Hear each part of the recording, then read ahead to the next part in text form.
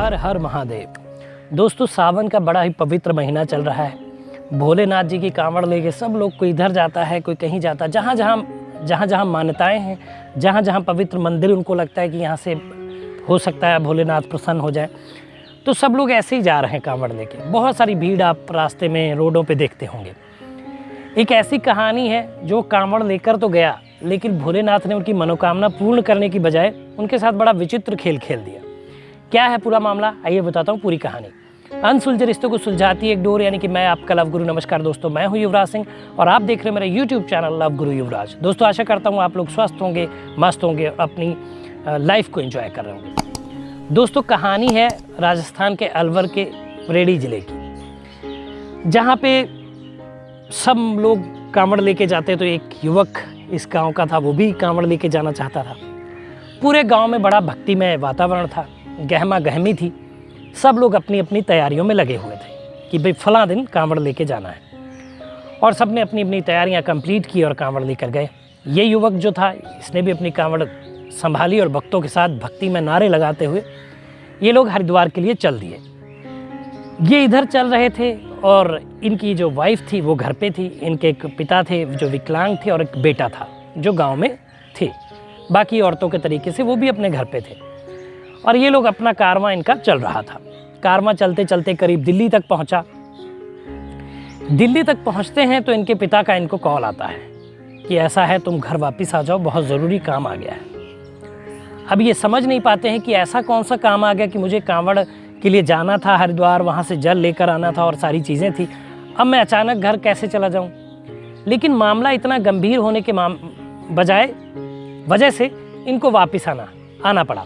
इन्होंने अपनी कांवड़ जो अपने दोस्त को थमाई और वापस आते हैं तो घर पे देखते हैं कि कुछ जो चांदी घर पे थी इनकी वाइफ की, वो नहीं थी।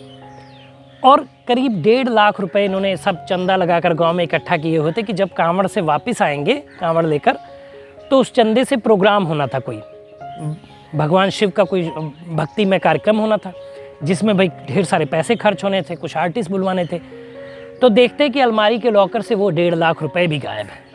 अब ये सकते में आ जाते हैं, क्या 1.5 लाख भी गायब है और चांदी जो थी घर में वो भी नहीं है। फिर ये देखते हैं कि इनकी वाइफ, इनकी अर्धांगिनी, वो भी गायब थी। शायद भोलेनाथ को क्या मंजूर था ये नहीं समझ पा रहे थे। फिर पता चलता है कि इनकी वाइफ का जो है चक्कर किसी और युवक से चल रहा था। वो शादी के बाद एक्स्ट्रा मैरिटल अफेयर, यानी कि प्रेम प्रसंग में किसी और युवक के साथ, दूसरे गांव के युवक के साथ प्रेम प्रसंग में थी।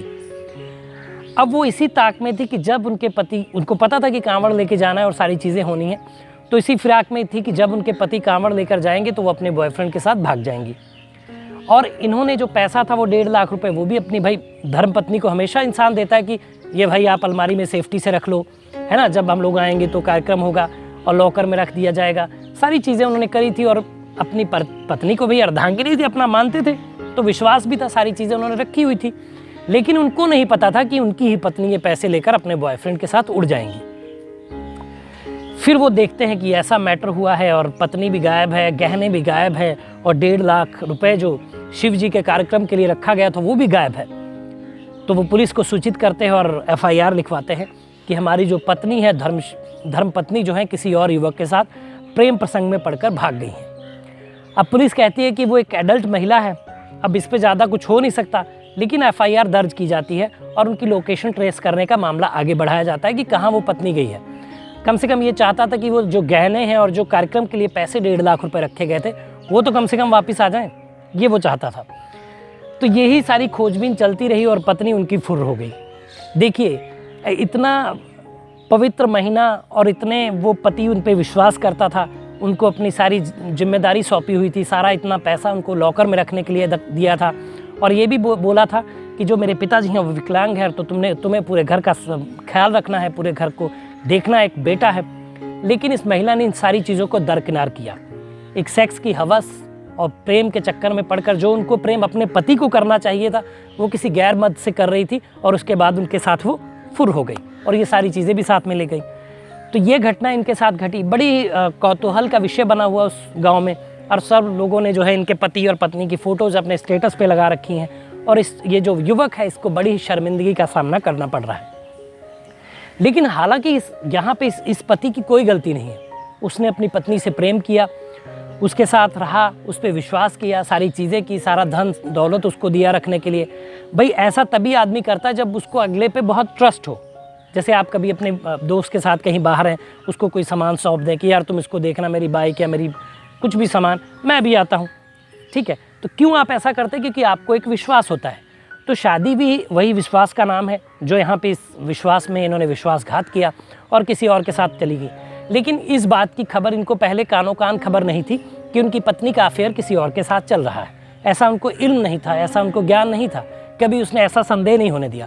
लेकिन वो इसी फिराक में थी कि जिस दिन ये कांवड़ लेके जाएंगे और मैं पैसा उठाऊंगी और सारा लेकर चंपत हो जाऊंगी, और वही उसने किया, प्रेम में विश्वासघात। तो दोस्तों, प्रेम में विश्वासघात नहीं करना चाहिए। कोई आप पे ट्रस्ट कर रहा है, कोई आप पे ब्लाइंडली फेथ कर रहा है, उसका दिल उसके बाद कितना टूटता है, कितना व्याकुल हो जाता है, कितना वो परेशान हो जाता है, शायद आप उसका अंदाज़ा नहीं लगा सकते। आप इसलिए नहीं लगा सकते क्योंकि आपने तो उनके साथ चीटिंग की है, तो आप कैसे लगाएंगे अंदाज़ा? आपको तो फ़र्क पड़ेगा नहीं, फ़र्क उसको पड़ेगा। तो प्रेम में, शादी में ये सारी चीज़ें नहीं करनी चाहिए। आपका बच्चा भी है, आपकी शादी हो चुकी है, भाई शादी हो गई तो मतलब कि आपने उनको सब कुछ माना है, तो फिर ऐसी चीज़ों की गुंजाइश नहीं है कि आप उनको छोड़कर किसी और के साथ भागें। ये सारी चीज़ें आप पहले कर सकते हैं। शादी के पहले आपको भाई अगर किसी से प्रेम है तो आप खुल के डट के कहिए।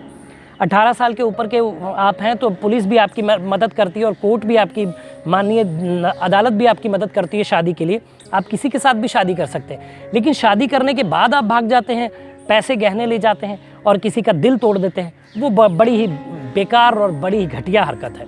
तो ऐसी हरकतों से बचे, अच्छे इंसान बने, और अपने पार्टनर पे अगर आपको ब्लाइंडली फेथ कर रहा है तो उनका विश्वास ना तोड़ें, ऐसा आप करें।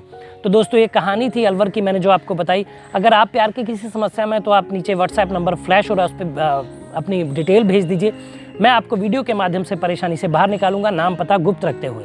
हाँ, अपनी एज, अपने पार्टनर की एज और आप दोनों क्या करते हैं, ये ज़रूर बताइएगा। तो दोस्तों, बताइएगा वीडियो कैसा लगा, कमेंट करिए, शेयर करिए, चैनल को सब्सक्राइब करिए। मिलेंगे अगली वीडियो में, तब तक मुस्कुराते रहिए, खुश रहिए, क्योंकि जीवन बहुत छोटा है। धन्यवाद।